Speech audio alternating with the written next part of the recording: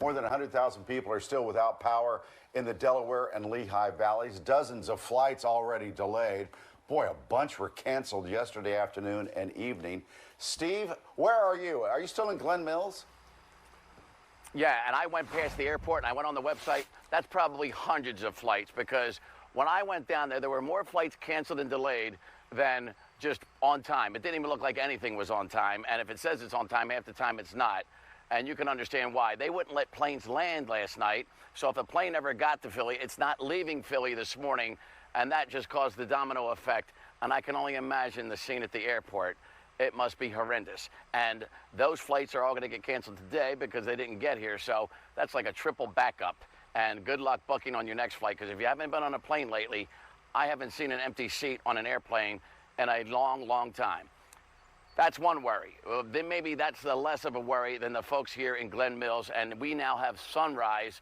And I'm surprised I'm hearing birds chirping, because we talked to Luke Jingosian, who lives next door to the Olivers, who he called and checked on because a branch went through their bedroom. And you just see the tip of the tarp that another good neighbor hoisted up on there to keep their house from getting flooded during the downpour. But they have a hole in the roof, and fortunately not a hole in anybody's head, because they took the warning signs and got to a safe spot and got out of bed and got to safety in time before this mega branch off this tree fell through their house. And we're hearing a lot of stories about a lot of houses damaged. And Luke Jingosian talked to us. He was one of the first that ventured out and told us what it was like just around dusk, he said, when the storm hit. What did it sound like when you were in your house? Oh, it scared the hell out of my wife. The wind really kicked up, and the debris was flying everywhere, so she got really upset.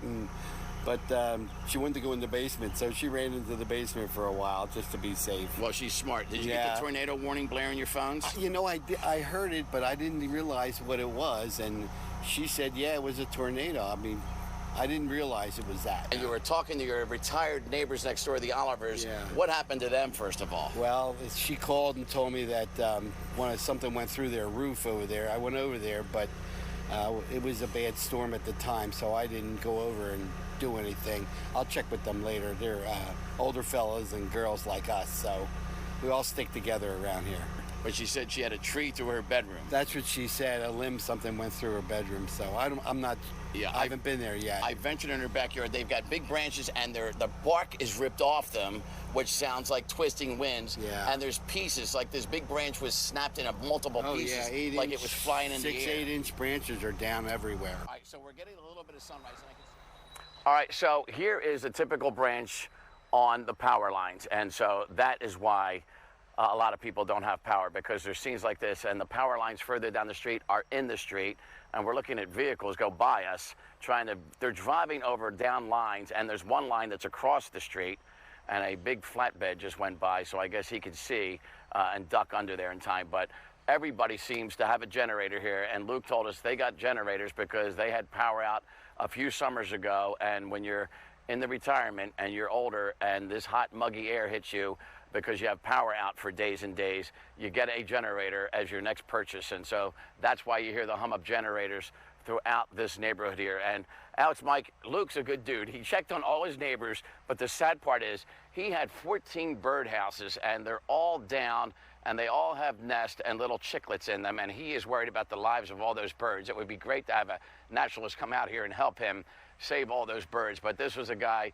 who had a beautiful oasis of a backyard. It's now shattered, and he took care of all these birds and bird feeders, and you see all these bird houses just down, and you feel bad for him because you can tell he loves nature and he loves little animals, and he did what he could, and he's probably going to be out saving lives all day, finding a new place for those birds to nest, hopefully. So that is the scene out here.